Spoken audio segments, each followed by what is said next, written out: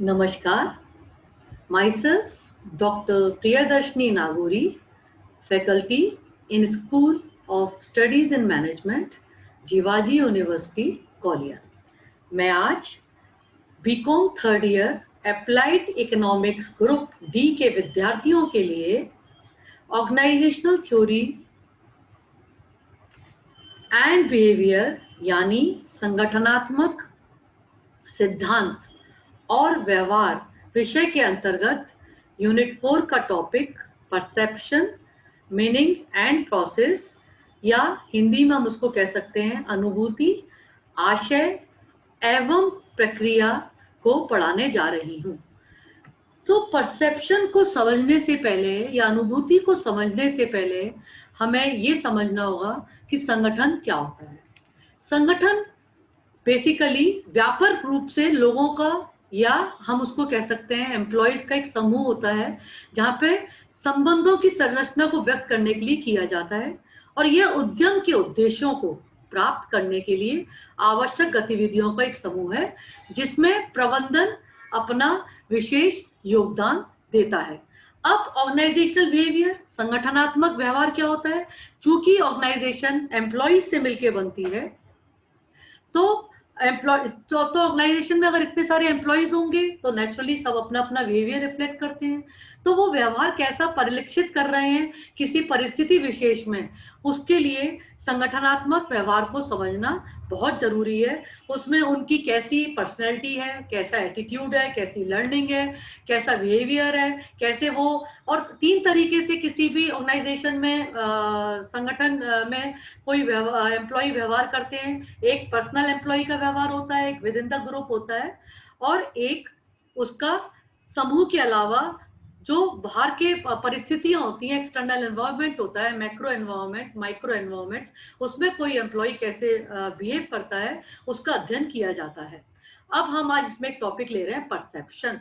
ये बहुत important topic है ऑर्गेनाइजेशनल बिहेवियर का, जिसको हम हिंदी में अनुभूति भी कहते हैं। इसको एक उदाहरण से समझते हैं, जैसा कि सामने स्क्रीन पर परिलक्षित हो रहा है कि 3-4 कोई कहेगा ये 3 बोर्ड पड़े हुए हैं, लकड़ी के क्लॉक पड़े हुए हैं, कोई कहेगा ये 4 लॉक्स पड़े हुए हैं। दोनों अपनी अपनी जगह सही है क्योंकि एक का परसेप्शन है 3 है, एक का परसेप्शन है 4 है। ये किसी के लिए कंफ्यूजिंग भी हो सकता है। हम एक दूसरा एग्जाम्पल लेते हैं। ये अब चार्ट देखते हैं। इस चार्ट में हमें कलर बोलना है, वर्ड नहीं बोलना है। करके देखते हैं। निकलेगा मुंह से क्या? येलो, ग्रीन नहीं निकलेगा, ऑरेंज, ब्लू नहीं निकलेगा, ब्लू, रेड नहीं निकलेगा। तो इसके लिए हमारा जो हम देख रहे हैं और जो हमारा माइंड उसको ऑर्गेनाइज करके इंटरप्रिटेट कर रहा है इंफॉर्मेशन को, उस पर हमारा परसेप्शन बहुत डिपेंड करता है। तो राइट ब्रेन कहता है कि कलर को, लेकिन लेफ्ट ब्रेन कहता है, क्योंकि रीजनिंग करता है, कि वर्ड को रीड करो। तो परसेप्शन क्या है? मूलतः perception is the process by which people organise, interpret and experience ideas and use stimulus materials in the environment so that they satisfy their needs. Perception basically क्या है? अनुभूति क्या है? अनुभूति एक प्रक्रिया है जिसमें लोग जो बाह्य वातावरण में आइडिया रहते हैं, स्टिमुली उद्दीपन रहते हैं, जो व्यक्ति विशेष रहता है या कोई वस्तु रहती है, उसको इकट्ठा करके अपनी जरूरत के हिसाब से, अपनी पर्सनैलिटी के हिसाब से उसको एक एक्सपीरियंस का नाम देना, उसको एक इमेज फॉर्म करना अपने दिमाग में, उसको हम परसेप्शन कहते हैं। And basically perception refers to factors that shape and produce what we actually experience. और ये होता क्या है असल में? ये आदमी का पॉइंट ऑफ व्यू होता है, किसी को वास्तविकता को देखने का और उसको समझने का, जिसको हम परसेप्शन कहते हैं। अब सेंसेशन और परसेप्शन में क्या अंतर होता है? सेंसेशन क्या होता है कि जो हमारी 5 ज्ञानेंद्रियां हैं, सेंसरी ऑर्गन है, जैसे taste, touch, sight, sound and smell, मतलब आंख, नाक, कान, जीभ और त्वचा, ये इनसे हम सेंसेशन करते हैं। इनसे जो ये बाहर के स्टिमुली होते हैं, इनसे हम फील करते हैं और ये जो इंफॉर्मेशन लेते हैं वो हमारा ब्रेन उसको गैदर करके अपने तरीके से जब उसको भारी वातावरण में उस इंफॉर्मेशन को भेजता है तो उसको परसेप्शन कहा जाता है। तो perception is the way we interpreted this sensation and therefore make sense of everything around us. Now perception की कुछ लोगों ने डेफिनेशन भी दी है जिसको हम एक बार देख लेते हैं। The process by which we become aware of objects and events in the external world. External world में जो भी ऑब्जेक्ट हैं, इवेंट है, पर्सन है, एक्सपीरियंसेस हैं, उनके जो भी होता है उसको हम अपनी जरूरत के हिसाब से, अपनी पर्सनैलिटी के हिसाब से, अपनी नीड के हिसाब से, अपनी एक्सपेक्टेशन के हिसाब से जैसा इंटरप्रिटेट करते हैं उन सेंसेशंस को, उस स्टिमुलस को, उस उद्दीपन को, उसको फिर हम जिस रूप में निकालते हैं, हम जिसके रूप में व्यक्त करते हैं जिस थॉट प्रोसेस को, उसको हम परसेप्शन कहते हैं। हम एक्चुअल में रियलिटी देखें ये कोई जरूरी नहीं होता, लेकिन जो हम देखते हैं उसी को हम वास्तविकता समझते हैं। इसका महत्व क्या है? अब एक ऑर्गेनाइजेशन में अगर बहुत सारे लोग काम कर रहे हैं तो नेचुरली उनकी पर्सनैलिटी, उनका बिहेवियर सब कुछ डिफरेंट होता है, तो उसके अकॉर्डिंग उनके परसेप्शन भी डिफरेंट होते हैं। तो इसीलिए इसको पढ़ना इसलिए आवश्यक है कि जिससे हम उनका एक बेसिक फंडामेंटल समझ पाए कि कोई आदमी एक कोई एम्प्लॉई एक पर्टिकुलर गिवन सिचुएशन में कैसा बिहेव करता है और क्या उसका परसेप्शन बनता है। क्योंकि यूजुअली हम देखते हैं डे टू डे लाइफ में भी, अपने फैमिली में भी, किसी ऑर्गेनाइजेशन में भी, आप लोग स्टूडेंट हो तो अपने स्कूल कॉलेजेस में भी देखते हो, डिपार्टमेंट्स में भी देखते हो कि आज हमारा परसेप्शन या ओपिनियन किसी के बारे में कुछ और है, कल किसी इम्पैक्ट के कारण, किसी फैक्टर के कारण, किसी सिचुएशन के कारण हमारा इंप्रेशन कुछ और हो जाता है। एंड इसी परसेप्शन के कारण कुछ लोगों को एक जॉब बहुत अच्छा लग जाता है और कुछ लोगों को वही जॉब बहुत बेकार लगने लगता है, ये सब हम जानते हैं। अब परसेप्शन प्रोसेस में क्या होगा? परसेप्शन में जैसा हमने अभी पहले डिस्कस किया कि जो हमारे सेंसरी ऑर्गन है उसके थ्रू हम इनपुट लेते हैं या जिनको हम उद्दीपन कहते हैं, उनको बाहरी वातावरण से वो लेते हैं, चाहे वो ऑब्जेक्ट का हो, इवेंट का हो, लोगों का हो, और उसमें सेलेक्ट करेंगे। सिलेक्शन के बाद उसका इंटरप्रिटेशन करेंगे अपने अपने ब्रेन के हिसाब से, अपने सेंसेस के हिसाब से, अपनी नॉलेज के हिसाब से, अपनी लर्निंग के हिसाब से उसको ऑर्गेनाइज करके हमारा जो परसेप्शन निकल के आता है वो किस फॉर्म में, वो परसेप्शन हमारा एटीट्यूड बनाता है किसी चीज को लेके। वो एटीट्यूड पॉजिटिव भी हो सकता है, नेगेटिव भी हो सकता है, ओपिनियन बन सकती है, ओपिनियन अच्छी भी हो सकती है, खराब भी हो सकती है, फीलिंग्स कभी बहुत अच्छी हो जाती हैं, कभी खराब हो जाती है, और उससे हमारा बिलीफ सिस्टम बनता है जो कि अल्टीमेटली हमारा बिहेवियर बनाता है। अब परसेप्शन के प्रोसेस के एलिमेंट्स क्या हैं जो हमने अभी डिस्कस किया? इनपुट, इनपुट में क्या आ जाएगा? ऑब्जेक्ट्स क्या हैं, जो बाहर कोई चीज है, वो इवेंट्स, कोई घटना है, लोग हैं जिनसे हमें इनपुट मिलता है। मैकेनिज्म क्या होगी? मैकेनिज्म का मतलब यहाँ पर हो गया प्रक्रिया, कैसे प्रोसेस करते हैं उस चीज को। तो उसके लिए the perceived inputs are process through the sub process of selection, organisation and interpretation. हम बहुत सारी चीजें एक साथ देखते हैं वातावरण में, चाहे लोग हो, चाहे कोई वस्तु हो या कोई घटना हो, लेकिन क्या हम सारी घटनाओं को या सारे लोगों को या सारी वस्तुओं को एक साथ अपने दिमाग में लेते हैं? नहीं।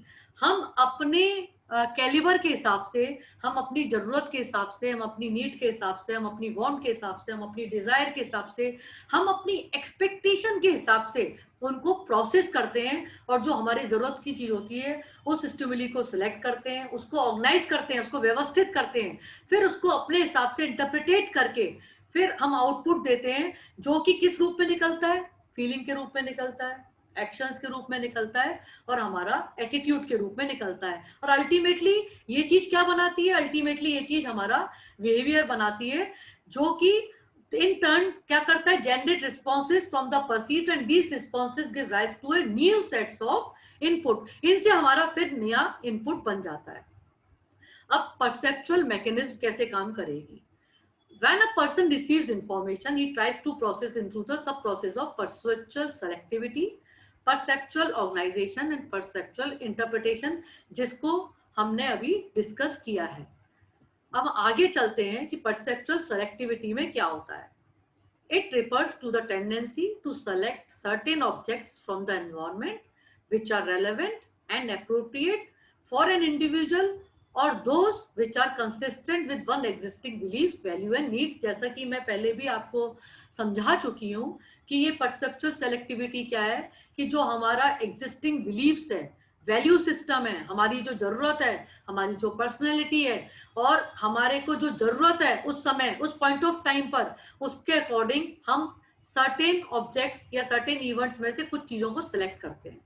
अब कौन कौन से ऐसे फैक्टर्स हैं जो कि परसेप्चुअल सेलेक्टिविटी को इफेक्ट करते हैं? अब उन फैक्टर्स को देखते हैं। इंटरनल फैक्टर्स क्या हो गए? नीड्स एंड डिजायर्स, हमारी क्या जरूरत है, हमें किस चीज की जरूरत है। अब नीड्स और डिजायर्स में क्या है? नीड्स आर हमारी बेसिक नीड्स हैं and desires are to back up with money power. तो हमारी नीड्स डिजायर के अकॉर्डिंग हम कोई भी जो बाहर एनवायरनमेंट में कोई भी स्टिमुली है उसको अपने सेंसरी ऑर्गन के थ्रू कैसे सेलेक्ट करेंगे? नीड डिजायर के अकॉर्डिंग। सेकंड, पर्सनैलिटी, हमारा व्यक्तित्व कैसा है, जैसा हमारा व्यक्तित्व होगा हम उसी तरीके के एनवायरनमेंट में से स्टिमुलस को सिलेक्ट करेंगे। एक्सपीरियंस, सक्सेसफुल एक्सपीरियंस होता है वो बहुत एक्यूरेट सेलेक्ट करेगा परसेप्शन को, लेकिन जो जिसमें जहां पर भी थोड़ा सा कॉन्फिडेंस लैक करेगा तो वहां पर हमारा जो परसेप्शन है वो थोड़ा सा किसी भी पर्सन को लेके या किसी भी व्यक्ति विशेष को लेके गलत हो सकता है। लर्निंग से क्या होगा? ये बहुत आराम से हमें सिखाती है कि हम किसी ऑब्जेक्ट को किसी पर्टिकुलर सर्कमस्टांसेस में कैसे सेट पैरामीटर्स में हम उसको ग्रहण करें और उसको कैसे सेलेक्ट करें। एक्सटर्नल फैक्टर्स क्या है? Size, intensity, frequency, status. इसको हम एक के बाद एक डिस्कस करते हैं। साइज से हमारा तात्पर्य है कि the bigger the size of the stimulus the higher is the probability that it is perceived. इसको हम समझते हैं इस तरीके से कि किसी भी ऑब्जेक्ट का, किसी भी इवेंट का, किसी भी एक्सपीरियंस का जितना बड़ा, जो हम जितने बड़े उसको जिस तरीके से ग्रहण करेंगे, हमारा स्टिमुलस का जितनी बड़ी रिसेप्टिविटी होगी उसको लेने की, उतनी ज्यादा हमारे परसीव करने की होगी। कैसे? सपोज एक हाथी जा रहा है ना, और एक डॉग है, रोड पे दोनों जा रहे हैं, तो हमारा ध्यान हाथी पे जल्दी जाएगा, तो वो हमने परसीव कर लिया। हमारे स्टिमुलस ने, आंखें दोनों को देख रही हैं, हाथी को भी देख रही हैं और डॉग को भी देख रही है, एलिफेंट को भी देख रही है, डॉग को भी देख रही है, लेकिन जो परसीव की जो प्रोबेबिलिटी है, परसीव करने के जो चांसेस हैं वो साइज के हिसाब से हाथी को परसीव करने के ज्यादा होंगे। डॉग को भी देखेंगे लेकिन डॉग को हम जल्दी से हटा देंगे अपने साइड से। देन इंटेंसिटी, इंटेंसिटी से क्या मतलब है कि कितनी तीव्रता से कोई चीज हमारे मन मस्तिष्क पर, हमारे सेंसरी ऑर्गन्स पे इफेक्ट करती है। सपोज एक कोई बहुत धीरे बेल बज रही है और एक बहुत तेज बेल बज रही है, तो नेचुरली जितनी इंटेंसिटी से वो बेल बजेगी उतना आराम से हम उसको परसीव करेंगे। फिर फ्रीक्वेंसी, जितनी बार जो चीज रिपीट होती है उतना ज्यादा उसको परसीव करने के, उस स्टिमुलस को परसीव करने के ज्यादा चांसेस बढ़ जाते हैं। फिर स्टेटस, अब कोई, अभी इसमें ऑर्गेनाइजेशन का एग्जांपल ले लेते हैं कि कोई भी टॉप लेवल जो एम्प्लॉयज हैं उनका मिडिल लेवल और लोअर लेवल एम्प्लॉयज पे ज्यादा इम्पैक्ट होगा, बजाय इसके कि मिडिल लेवल का बहुत ज्यादा टॉप लेवल पे इम्पैक्ट आए। जरूरत सबको एक दूसरे की है, लेकिन यहाँ पर परसेप्शन की बात हो रही है। फिर आया contrast, an object which contrasts with the surrounding environment is more likely to be noticed than the object which blends in the environment। ये बहुत एक महत्वपूर्ण मुद्दा है। हमारा सपोज एक एनवायरमेंट है, तो वहां पर वो ऑब्जेक्ट हमारा ध्यान ज्यादा खींचता है जो कि कॉन्ट्रास्ट में है, जो कि अपोजिट में है उस एनवायरमेंट के, बजाय कि उस ऑब्जेक्ट के जो कि उस एनवायरमेंट में घुल मिल गया है ना। जैसे इसका एग्जाम्पल ले सकते हैं कि सपोज हम जा रहे हैं, हम रोड पे जा रहे हैं और एक जगह लिखा हुआ है डेंजर, तो वो हमारा बहुत जल्दी ध्यान इंगित करता है ना। तो ये मैंने एग्जाम्पल भी दिया है। एग्जिट, हमारा ध्यान बहुत जल्दी इंगित करेगा कि पिक्चर हॉल में जा रहे हैं या कहीं पे भी जा रहे हैं, एक्सीलेटर्स पे जा रहे हैं, किसी मॉल में जा रहे हैं, एग्जिट लिखा होगा तो हमारा ध्यान जल्दी अट्रैक्ट करेगा। बाकी हम और सब चीजें भी मॉल में सराउंडिंग चल रही है, लोग चल रहे हैं, लेकिन हम उतना ध्यान नहीं देंगे। Movement, a moving object receives more attention than an object which is standing still। ये एक अगेन परसेप्शन का, स्टिमुलस का बहुत बड़ा एक क्राइटेरिया है कि जो चलती हुई चीज है वो हमारा ध्यान ज्यादा अट्रैक्ट करती है। फिर आता है नोवेलिटी एंड फेमिलियरिटी। अब जो जितना नयापन होगा जिस ऑब्जेक्ट में, जिस पर्सन में, जिस इवेंट में, जिस एक्सपीरियंस में, वो हमारे उसके परसीव करने के हमारी जो सेंसरी ऑर्गन्स है उसको जल्दी परसीव करेंगी। और क्योंकि उसमें नयापन होता है, फेमिलियरिटी होती है, उसको भी परसीव करती है, लेकिन कभी कभी उसको हम टेकन फॉर ग्रांटेड भी ले लेते हैं। अब आता है परसेप्चुअल ऑर्गेनाइजेशन। अब जो परसेप्चुअल इनपुट्स हैं, जो स्टिमुली हैं, इवेंट्स हैं, ऑब्जेक्ट हैं, पीपल हैं, इनको हम ऑर्गेनाइज करते हैं। जो परसीवर है, हम परसीवर होते हैं एज अ ह्यूमन बीइंग, हम उसको एक मीनिंगफुल पिक्चर देते हैं, एक उसको एक शाब्दिक अर्थ देते हैं, जिससे कि वो जब निकल कर आए, इंफॉर्मेशन निकल कर आए, तो उसको हम कहें ऑर्गेनाइजेशन। हमने उसको ऑर्गेनाइज कर लिया, जो भी हमने इंफॉर्मेशन गैदर करी थी अपने सेंसरी ऑर्गन के थ्रू आउटर एनवायरनमेंट से, उसको हमने ऑर्गेनाइज कर लिया और उसको हम ऑर्गेनाइजेशन कहते हैं। इसमें एक आता है ऑर्गेनाइजेशन में फिगर एंड ग्राउंड। इसमें ये प्रिंसिपल कहता है कि the perceived object on person और event stand out distinct from it background and occupies the cognitive space on the individual. जो फिगर ऑन ग्राउंड मेथड ये कहता है कि जो भी ऑब्जेक्ट है वो अपने बैकग्राउंड से अगर हटकर होता है तो वो हमारे जो कॉग्निटिव स्पेस है, जो बौद्धिक हमारा स्तर है, उसको जल्दी अट्रैक्ट करता है। इसके बाद परसेप्चुअल ग्रुपिंग। परसेप्चुअल ग्रुपिंग में क्या आएगा कि हम बहुत जल्दी हमारा जो स्टिमुलस है, grouping is the tendency to club individual stimulus into meaningful patterns, and if we perceive object with similar characteristics we tend to group them together and then organizing messages. It helps us to deal with information efficiently rather than getting bogged down with so many details.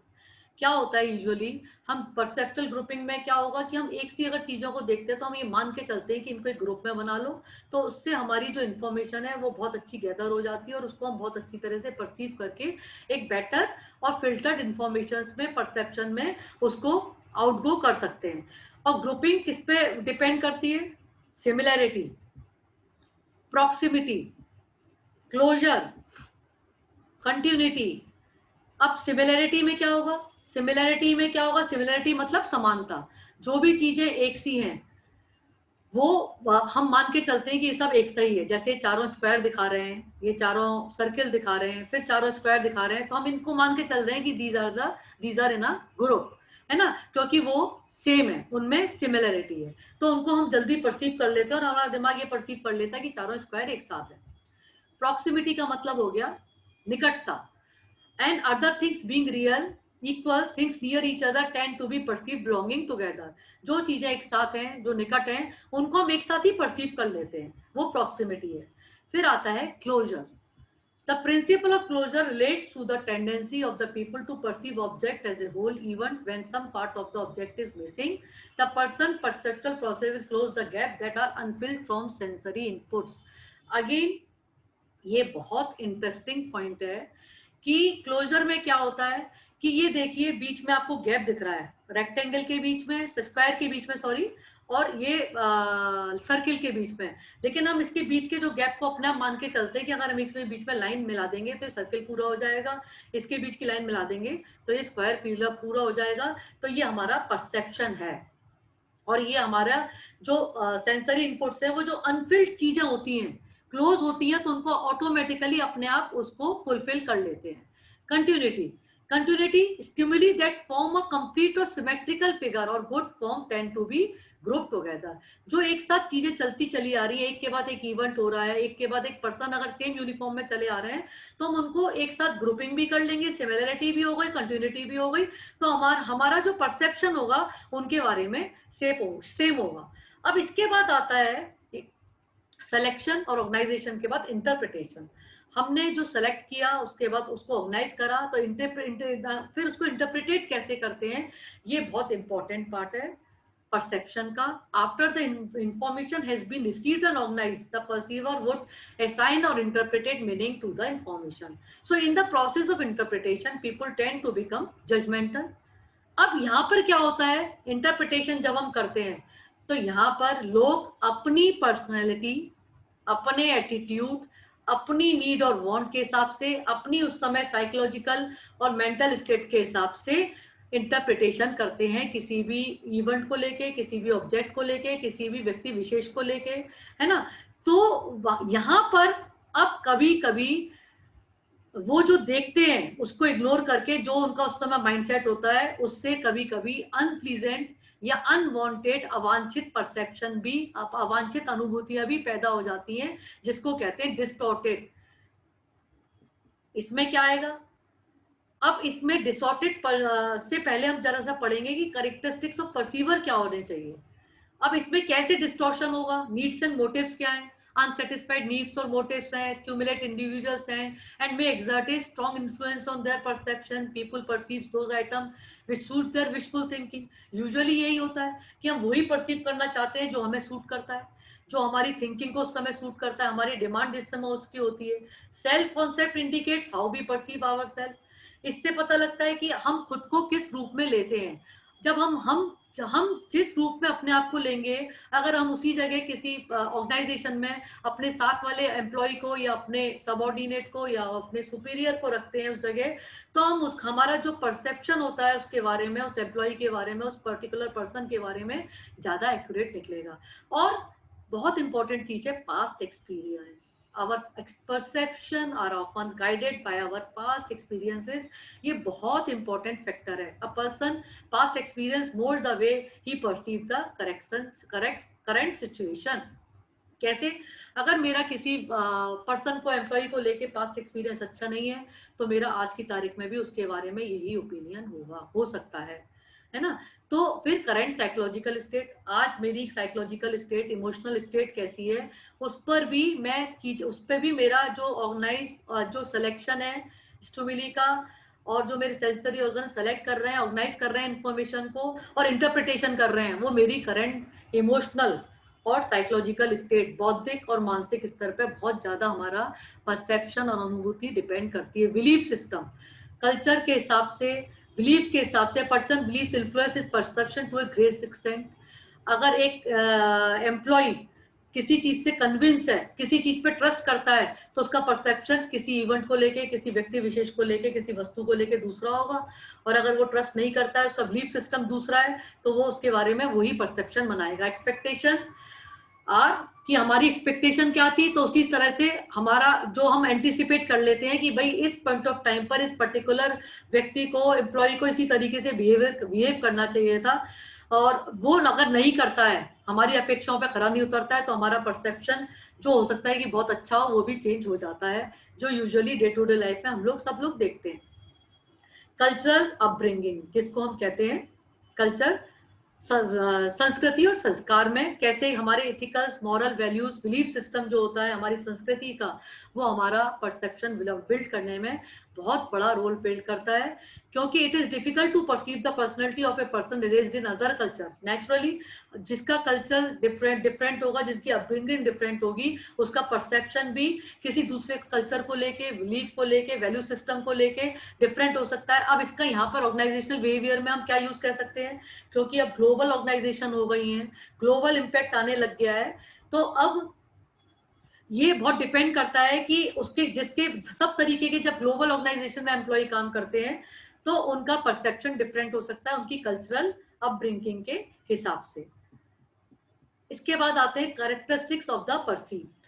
तो as we have already discuss, contrast, intensity, figure ground separation, size, motion, repetition और novelty, ये हम कर चुके हैं। और किससे characteristics और क्या हो सकते हैं, सिचुएशन के जो परसेप्चुअल प्रोसेस किससे इन्फ्लुएंस हो सकता है, फिजिकल कॉन्टेक्स्ट, सोशल कॉन्टेक्स्ट और ऑर्गेनाइजेशनल कॉन्टेक्स्ट। हमारा परसेप्शन फिजिकल कॉन्टेक्स्ट से हो सकता है कि हम एट प्रेजेंट जो सिचुएशन देख रहे हैं उसके अकॉर्डिंग, सोशल सामाजिक उस समय क्या स्थितियों में हम हमारा ओपिनियन फॉर्म कर रहे हैं और किस ऑर्गेनाइजेशन में हम काम कर रहे हैं, उसका वर्क कल्चर कैसा है, वहां पर कैसा व्यू पॉइंट है।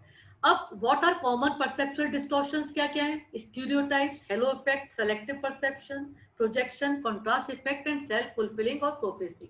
स्टीरियोटाइप में यूजुअली हम एक कैटेगरी बना लेते हैं कि पर्टिकुलर पर्सन की सपोज एक कैटेगरी है और पर्सन उसी को बिलोंग करता है, और ये ऑर्गेनाइजेशन स्टेज पर बहुत बड़ा इम्पैक्ट डालता है। कैसे कि सपोज एक बहुत स्किल्ड और कॉम्पिटेंट एम्प्लॉयज का ग्रुप है, तो अगर उनमें से एक कम स्किल्ड भी होगा ना, हम उस ग्रुप के बारे में क्या कहेंगे कि they are very competent and skilled employ, very hard working group, and that group belong to very hard working employees.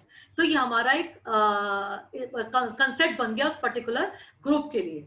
ये डिस्टॉर्शन भी हो सकता है उस ग्रुप में एक एम्प्लॉय बहुत लेजी हो, वो लेस कॉम्पिटेंट हो। फिर हेलो इफेक्ट, ये यूजुअली कब होता है, एट्रीब्यूट कब डेवलप होता है, जब एक पर्टिकुलर इंसिडेंट को लेके, एक पर्टिकुलर सिचुएशन को देके किसी भी एम्प्लॉय के बारे में इंप्रेशन बनाते हैं और इस इंप्रेशन से हम उसकी ओवरऑल पर्सनैलिटी का, उसके ओवरऑल सिचुएशन को जज करने लग जाते हैं। तो ये परसेप्शनल डिस्टॉर्शन है जो कि हेलो इफेक्ट पर बनता है और ये बहुत कॉमन है। फिर सेलेक्टिव परसेप्शन, जैसा हम लोगों ने पहले भी डिस्कस करा कि हमारा क्या माइंड सेट है, क्या साइकोलॉजिकल स्टेट है, कैसा मेंटल स्टेट है, कैसी वैल्यू सिस्टम है, क्या हमारी पर्सनैलिटी है, कैसा हमारा एटीट्यूड है, तो उसके उस पर या टेंशन स्टेज पर ये बहुत स्ट्रॉन्ग इम्पैक्ट डालता है कि हम क्या चीज सेलेक्ट करना चाहते हैं और हम क्या चीज सेलेक्ट कर रहे हैं। फिर प्रोजेक्शन है कि हमने जो सेलेक्ट किया उसको हमने प्रोजेक्ट कैसे किया, इंटरप्रिटेशन स्टेज पे हमारी अवेयरनेस कैसे है। Contrast effect we have already discuss. Self fulfilling prophecy, the expectation affect the way we interact with others such that we get what we wish for। ये एक बहुत नेचुरल सी बात है कि manager should adopt positive and optimistic approach to people at work. So this is all with impression. हमारा जो impression होता है वो हमारे उस पर पर्सनैलिटी ट्रेट के कारण और असेसमेंट्स के कारण बहुत ज्यादा हमारे परसेप्शन को इम्फेक्ट करता है। Influence, there is tendency on the part of some people to जज अदर्स ऑन लिमिटेड इंफॉर्मेशन। मेरे पास बहुत सीमित जानकारियां हैं, उसके बेसिस पे मैं किसी भी पर्सन को जज करना शुरू कर देती हूँ। Thank you for this lecture. आशा है आपको अच्छी तरह से समझ में आया होगा, और आज के लिए इतना ही। इस लेक्चर को हम यहीं पे विराम करते हैं। धन्यवाद आपका बहुत बहुत।